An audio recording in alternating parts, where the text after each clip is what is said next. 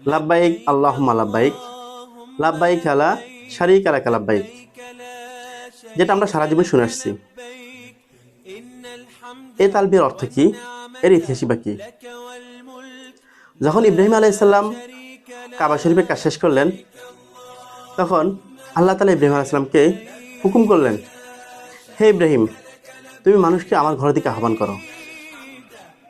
তখন তিনি বললেন, হে আল্লাহ, এখানে চারিদিকে তো পাহাড় আর পাহাড়, আমি কাকে আহ্বান করব? তখন আল্লাহ তাআলা বললেন, হে ইব্রাহিম, তোমার কাজ হচ্ছে কি ডাকা, আহ্বান করা, আর মানুষের কানে কানে পৌঁছে দেওয়ার দায়িত্ব আমার। তখন ইব্রাহিম আলাইহিস সালাম বললেন, লাব্বাইক আল্লাহুম্মা লাব্বাইক, আমি হাজির, হে আল্লাহ আমি হাজির। লাব্বাইক লা শারীকা লাক লাব্বাইক, আমি হাজির, তোমার কোনো শরীক নেই, আমি হাজির। ইন্নাল হামদা ওয়ান নি'মাতা লাকা ওয়াল মুলক, নিশ্চয় সকল প্রশংসা ও নিয়ামত তোমারই, আর সকল সাম্রাজ্য তোমার। লা শারীকা লাক। তোমার হযরত ইব্রাহিম আলাইহিস সালাম থেকে আজ পর্যন্ত হজ ও উমরার সময় আমরা সবাই এই কালেমা পাঠ করে থাকি।